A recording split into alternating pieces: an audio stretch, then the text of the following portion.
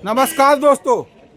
लोग पाई पाई जोड़ के खून पसीना एक करके और हमारे देश के किसान कृषि उपकरण खरीदते हैं और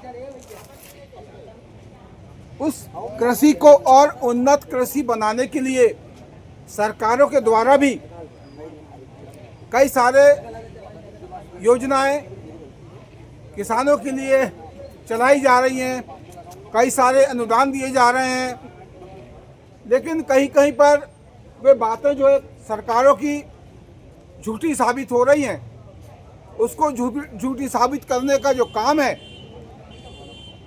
जो बैंक के हैं, जो प्रशासन के लोग हैं या जिनको मूर्त रूप देना चाहिए, उन लोगों को या उन लोगों के द्वारा ये सब कृत्य करके और सरकार की योजनाओं पर फलीता लगाया जा रहा है। ऐसे ही एक घटनाक्रम हुआ है। किसान आए हैं कादे गांव से और ये बता रहे हैं कि मैंने एक प्राइवेट बैंक से लोन लिया था ट्रैक्टर लेने के लिए, और ट्रैक्टर होता है कभी कभी हर किसी के पास कि किस्तें जो है आगे पीछे होती हैं, कभी किसी के पास पैसा होता कभी नहीं होता किसी न किसी कारण से।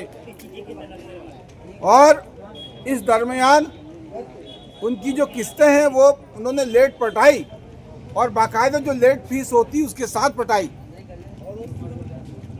पूरी किस्त पटने के बाद जब एनओसी मिलती है उसकी, तो ये बता रहे हैं, आज जन सुनवाई में उसी बात की शिकायत लेकर के आए हैं कि उसके बाद इन्हें बैंक के द्वारा एनओसी देने से इनकार किया जा रहा है।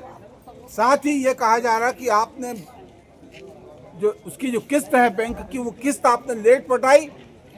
भले ही आपने किस्त बाकायदा उनकी पेनल्टी के साथ पटाई, लेकिन आपने जो किस्त लेट पटाई उस बात की सजा इनको ये मिल रही है कि इनको इनके ट्रैक्टर की जो पूरी रकम अदायगी कर दी गई है बैंक को।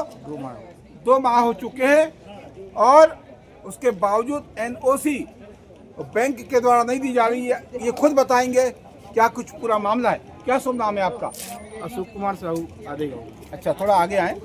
अब बताइए आदि अशोक कुमार साहू जी, कि कौन से बैंक से आपने लोन लिया था, कब लिया था, क्या कुछ आपने नियम और शर्तें बैंक की पढ़े थे और क्या कुछ उनके द्वारा बताया गया था, इस पर क्या कुछ हुआ आपके साथ? मैंने 3 साल पहले लोन लिया था वहाँ से, 5 लाख रुपए फाइनेंस हुआ था वहाँ से मेरा। वहाँ से लेने के बाद बोले मेरी किस्त पटा, तो मैंने बाकायदा किस्त पटाया। कुछ घटना ऐसी फसल लेट बिकने पैसा ना आने के कारण तो मेरी लेट हुई किस्त देने में। फिर उसके बाद मैंने उसकी लेट फीस भी पटाया, 2,03,000 वो 2,000-3,000 रुपये ज़्यादा भी फीस ली। और अब मैं पूरी किस्त 2 माह हो चुके पटा चुका हूँ। और उसके बाद भी वो कह रही है नहीं, बोले आपका फ्रॉड ड्यू निकल रहा है 15,000 का, 14,000 का, ये पटाओ। जब एनओसी के लिए वो खाता क्लोज भी नहीं कर रहे वो लोग। तो मैं 2 माह से कम से 4 बार बैंक के चक्कर काट चुका हूँ। अच्छा, आप बता रहे हैं कि इनके द्वारा जो है जो लेट फीस लगाई गई थी, आपने देरी से आपने पटाया था, उसकी किस्त की फीस भी मैंने दी। 46,000 किस्त थी तो उसमें मैंने 48 पटाया, 47 पटाया।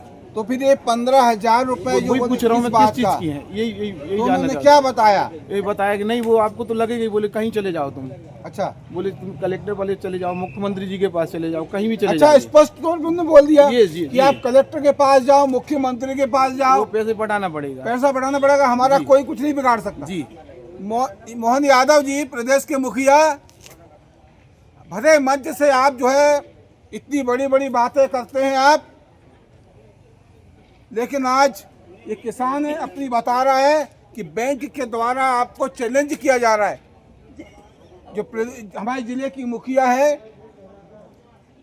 कलेक्टर शीतला पटले, उनको तक चैलेंज कर रहा हो बैंक।